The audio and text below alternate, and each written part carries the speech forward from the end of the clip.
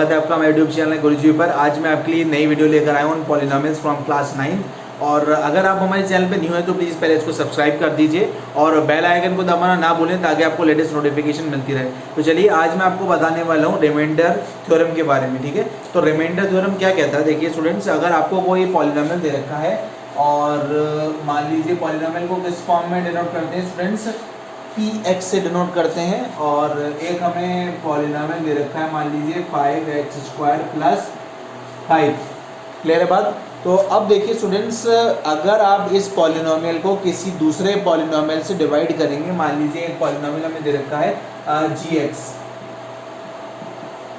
gx की form में इसलिए लिख दिया क्योंकि हमने फर्स्ट पॉलिनोमियल को px की फॉर्म में डिनोट किया था, तो दूसरे पॉलिनोमियल को मैंने gx की फॉर्म में डिनोट कर दिया। तो यहाँ पर मान लीजिए इसमें दे रखा है कि हमने इसको x + 1 से डिवाइड किया। तो एक तो स्टूडेंट्स देखिए, हम एक्चुअली में डिवाइड कर सकते हैं और डिवाइड करके जो आंसर आएगा और रिमाइंडर मिलेगा हम कह देंगे ये रिमाइंडर है। एक शॉर्ट तरीका जो होता है वो हम रिमाइंडर थ्योरम से लगाते हैं। रिमाइंडर थ्योरम क्या कहता है कि हमें कोई भी जो पॉलिनोमियल दे रखा है उसको अगर किसी दूसरे पॉलिनोमियल से हम डिवाइड कर रहे हैं तो सबसे पहले हम दूसरे पॉलिनोमियल को जिससे डिवाइड कर रहे हैं उसको 0 के इक्वल रखेंगे। तो x + 1 से हम डिवाइड करने वाले इसको 0 के इक्वल रखा, तो x की वैल्यू स्टूडेंट्स यहाँ क्या निकल कर आएगी, x की वैल्यू यहाँ पर आ जाएगी -1। क्लियर है बात। अब ये जो वैल्यू x की -1 आई है इसको हम px में लगा देंगे, जिससे डिवाइड कर रहे हैं उसमें से x की वैल्यू निकालेंगे और दूसरे पॉलिनोमियल में लगा देंगे। तो यहाँ पर क्या होने वाला है स्टूडेंट्स, p-1 हो जाएगा और 5 × -1² और +5। तो ये कितना हो गया, -1² 1 हो गया और +5, तो 5 × 5 + 5 यानी कि 10 हो गया। तो यहाँ जो हमारा रिमाइंडर निकल कर आया स्टूडेंट्स 10 आ गया। यानी कि इससे एक बात तो क्लियर हो गई हमारी।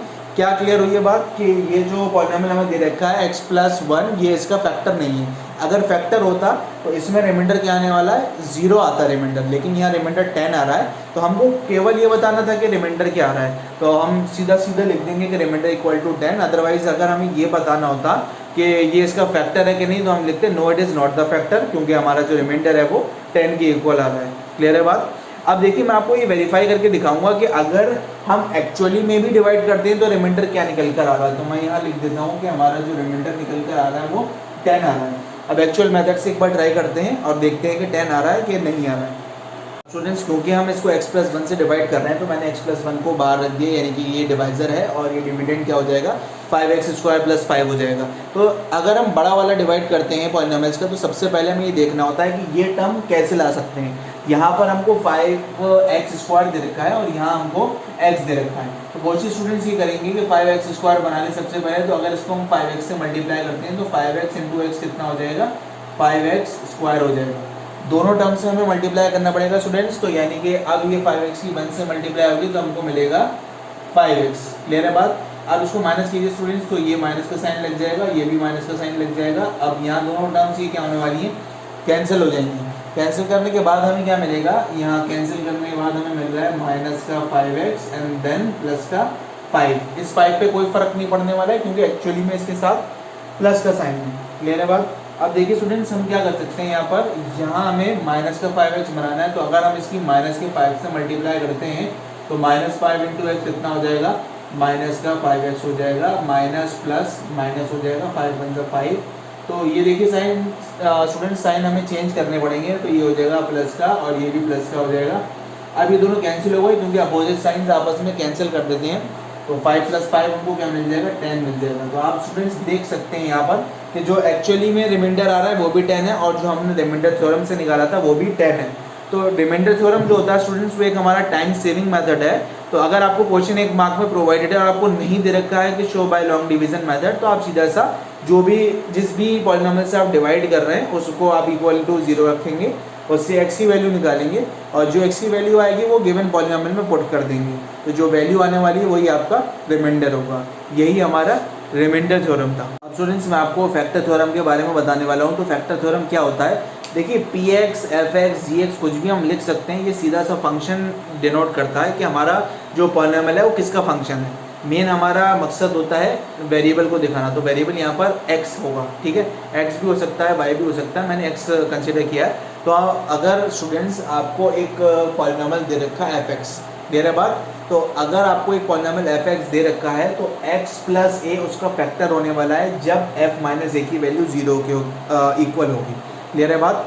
क्या मतलब है इसका कि अगर हमें एक दूसरा पॉलिनॉमियल एक्स प्लस ए दे रखा है, देखिए बिल्कुल रिमाइंडर थ्योरम की तरह है, यानी कि इसकी वैल्यू हम पुट करेंगे और पुट करने के बाद अगर हमारा आंसर 0 के इक्वल आ जाए तो ये जो दूसरा वाला पॉलिनॉमियल है वो पहले वाले पॉलिनॉमियल का क्या होने वाला है, फैक्टर होने वाला है। क्लियर है बात। तो देखिए अगर हम इसको स्टूडेंट 0 के इक्वल रखेंगे तो एक्स की वैल्यू क्या आ जाएगी, माइनस ए के इक्वल आ जाएगी। अब ये जो माइनस ए की ये जो माइनस ए वैल्यू आई है स्टूडेंट्स वो हम यहाँ लगा देते हैं, तो F minus A is equal to क्या हो जाएगा, 0 के इक्वल होना चाहिए, तभी ये x प्लस ए इसका फैक्टर होने वाला है, अदरवाइज फैक्टर नहीं होगा। तो अभी मैंने आपको जस्ट जो पॉलिनॉमियल दिया था उसको ज़रा सा हम चेंज करते हैं और देखते हैं कि कैसे होगा ये फैक्टर थ्योरम। यानी कि देखिए स्टूडेंट्स रिमाइंडर फैक्टर थ्योरम बिल्कुल सेम है, कोई डिफरेंस नहीं है, बस रिमाइंडर 0 आना चाहिए तो वो हमारा फैक्टर हो जाएगा। लाइक अगर आपको स्टूडेंट्स एफ एक्स एक पॉलिनॉमियल दे रखा है 5x² माइनस का 5, तो एक काम करते हैं x की वैल्यू हम यहाँ पर लेते हैं इक्वल टू 1। क्लियर बात। x की वैल्यू जब हम इक्वल टू 1 लेंगे तो एक्चुअली में जो दूसरा पॉलिनॉमियल बनेगा वो किस फॉर्म में बनेगा, x माइनस 1 इक्वल टू 0 बन जाएगा। यानी कि बेसिकली हम क्या करना चाह रहे हैं, हम x माइनस 1 से उसको डिवाइड करने की कोशिश कर रहे हैं, यानी कि x की वैल्यू हम क्या लगा सकते हैं, यहाँ पर 1 के इक्वल लगा सकते हैं। तो यहाँ पर x की वैल्यू जब हम 1 के इक्वल लगाएंगे स्टूडेंट्स तो यहाँ क्या आ जाएगा, 5 इंटू 1 का स्क्वायर माइनस 5, और 1 का स्क्वायर 1 होता है तो 5 1 जा 5 माइनस 5 आ गया, और 5 माइनस 5 की वैल्यू स्टूडेंट्स क्या होगी, 0 के इक्वल आ गई। क्लियर है बात। तो यानी कि ये आंसर 0 आ रहा है। इससे क्या प्रूव हो गया कि x माइनस 1 5x² माइनस 5 का फैक्टर है। देयरफॉर हम क्या लिखेंगे, x माइनस 1 इज द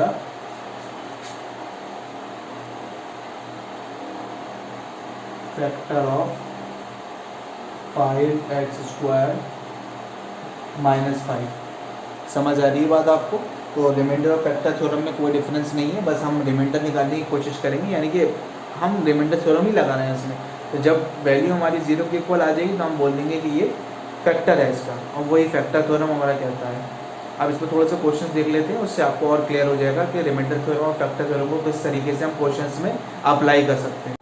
अब स्टूडेंट्स देखिए यहाँ हमें क्या डिटरमाइन करना है, हमें डिटरमाइन करना है कि if gx is the factor of px, यानी कि हमें दो पॉलिनॉमियल्स प्रोवाइडेड है, एक पॉलिनॉमियल px दे रखा है 2x की power 3 plus x² minus 2x minus 1, और दूसरा जो पॉलिनॉमियल हमें दे रखा है वो दे रखा है gx is equal to x plus 1। तो यहाँ पर हमें चेक करना है, तो सबसे पहले हमें रिमाइंडर निकालना पड़ेगा, और अगर रिमाइंडर इक्वल टू 0 आता है तो हम बोल देंगे कि ये इसका फैक्टर है। तो सबसे पहले स्टूडेंट्स पुट हम क्या करने वाले हैं, x प्लस 1 इक्वल टू 0। इससे क्या इम्प्लाई होता है, इससे x की वैल्यू निकल कर आती है माइनस 1 के इक्वल। अब ये जो px दे रखा है वहाँ पर स्टूडेंट्स क्या करेंगे, x की प्लेस पर हम माइनस 1 लगा देते हैं, तो यहाँ हमको क्या मिल जाएगा, 2 इंटू माइनस 1 की पावर 3 प्लस माइनस 1 की power 2 minus 2x minus 1।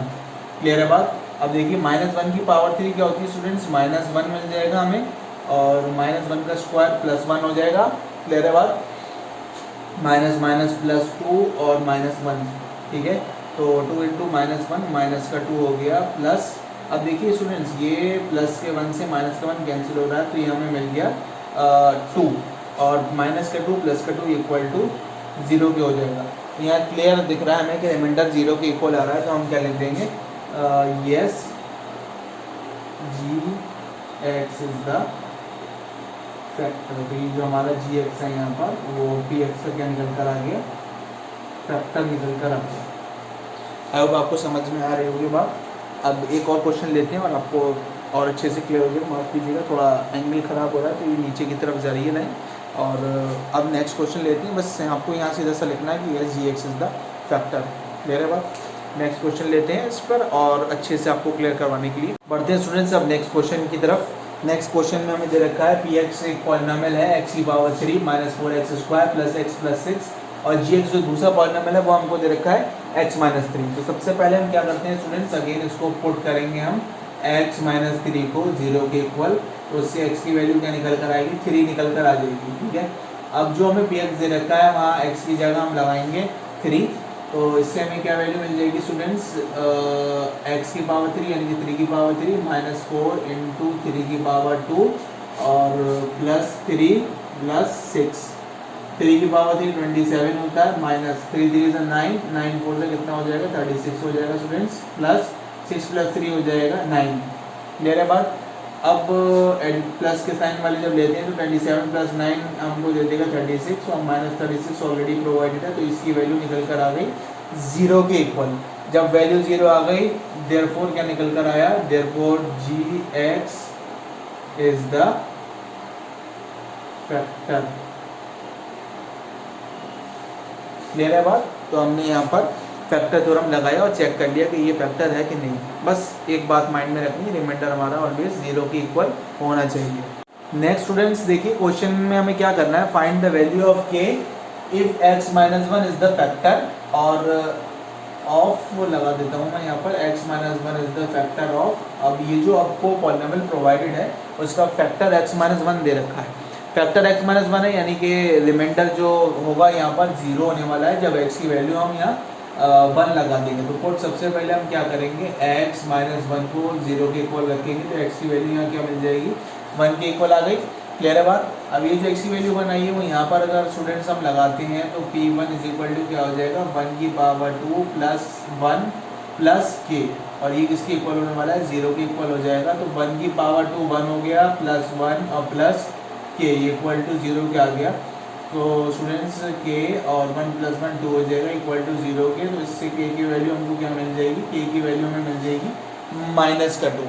Clear है बात। तो सीधा सा हमने क्या लगाया, फैक्टर थ्योरम लगाया, क्योंकि फैक्टर है तो इक्वल टू 0 के रखते हैं रिमाइंडर, उससे k की वैल्यू माइनस का 2 आ गया। अब आपको समझ में आ रहा होगा। एक और क्वेश्चन लेते हैं इस पर स्टूडेंट्स, इसका नेक्स्ट पार्ट देख लेते हैं। नेक्स्ट पार्ट में हमें क्या दे रखा है, कि x square minus 3x plus के दे रखा है। अगेन हम क्या करने वाले हैं, सेम वे हम x माइनस 1 को 0 के इक्वल पुट करेंगे तो x की वैल्यू यहाँ क्या मिल जाएगी 1।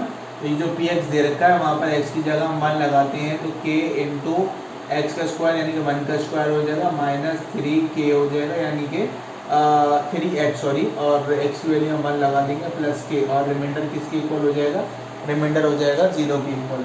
अब k इंटू 1 का स्क्वायर यहाँ सीधा सीधा 1 मिल गया, माइनस 3 और प्लस k इक्वल टू 0 के आ गया।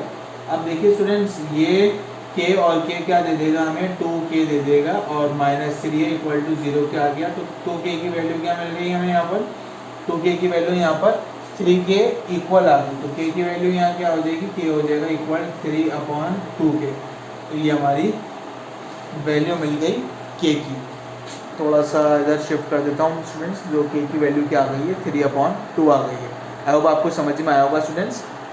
अगर स्टूडेंट्स आपको वीडियो पसंद आई है तो प्लीज़ हमारे चैनल को सब्सक्राइब कीजिए और इसको अपने ज़्यादा से ज़्यादा फ्रेंड्स में शेयर कीजिए। Till then take care, thank you.